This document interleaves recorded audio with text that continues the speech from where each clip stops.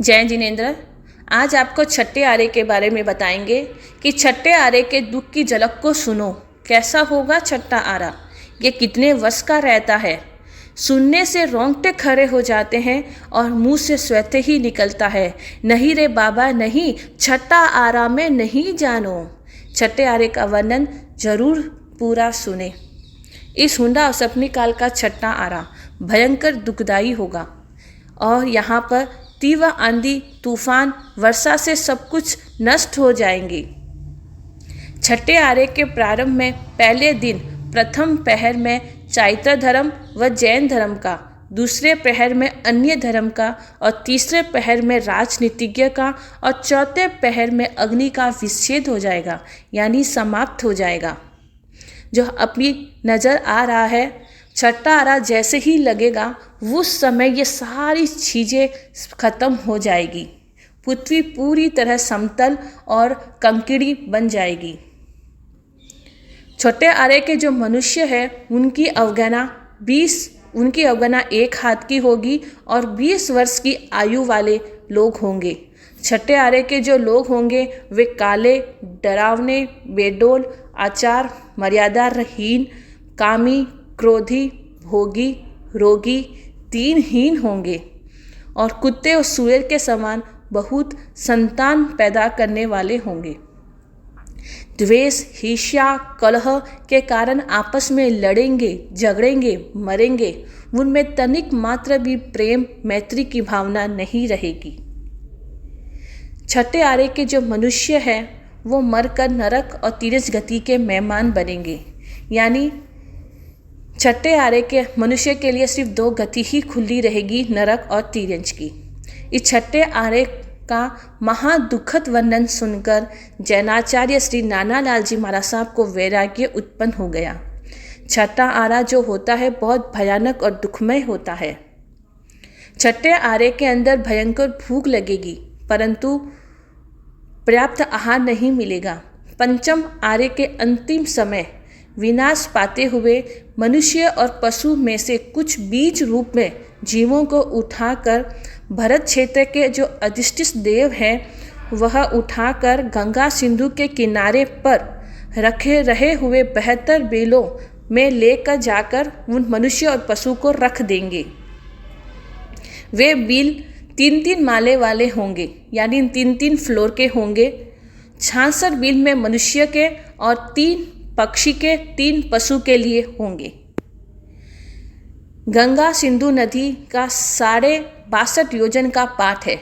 यह सारा सब सूख कर रथ के पहिए जितना चौड़ा पात और रथ के धूरी डूबे उतना गहरा जल रह जाएगा, जिसमें मच्छ कचादी जीव जंतु विशेष होंगे।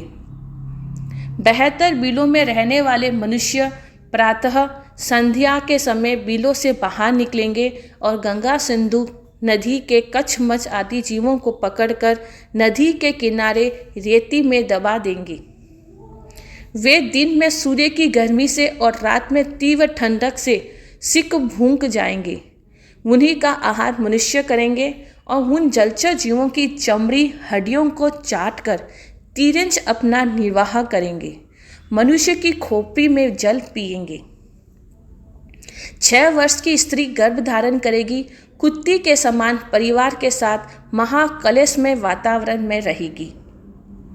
मनुष्य में परस्पर ईर्ष्या, द्वेष, क्लेश अत्यंत बढ़ेगा। तीव्र कुरूप और भयंकर रोग से जीवन ग्रस्त होंगे, दुख से दिन पूरे करेंगे। तो छठे आरे का आप वर्णन सुन रहे हैं। छठा आरा सुनते हैं उसमें हमारे इतने मन में डर पैदा हो जाता है। तो अब सुनिए, जिन शासन का प्यारा नहीं चाहिए छठा आरा, चूरमा और बाटी नहीं, सब्जी और रोटी नहीं, मैगी और मंचूरियन नहीं, ब्रेकफास्ट और लंच नहीं, कोल्ड ड्रिंक और हॉट ड्रिंक्स कहीं, मछली खाकर करेंगे गुजारा, ऐसा होगा छठा आरा।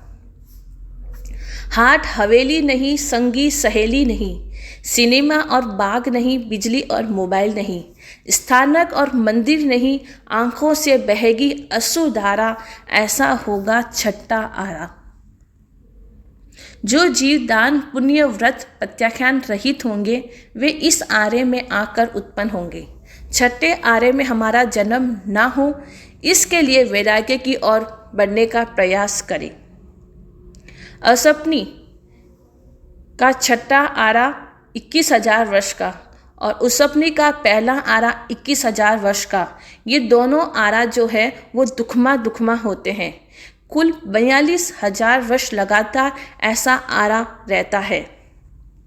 दान पुण्य व्रत प्रत्याख्यान धर्म ध्यान शुभ भाव सभी के प्रति मैत्री की भावना ही इस आर्य में जाने से हमें बचा सकती है। इस वीडियो को आपने सुना होगा और सुनकर मन में झटका जरूर लगा होगा। इसलिए आओ, छठे आर्य में नहीं जाना है तो व्रत प्रत्याख्यान धर्म ध्यान करें, सबके प्रति मैत्री की भाव करें, किसी के प्रति कोई वैर शोक ना हो और निंदा विकता ना हो। जय जिनेंद्र। पसंद आए तो लाइक सब्सक्राइब करें और ज़्यादा से ज़्यादा यह वीडियो फॉरवर्ड करें ताकि कहीं जो श्रावक श्राविकाएँ हैं वो इस आर्य को सुनकर धर्म की ओर बढ़े। जय जिनेंद्र।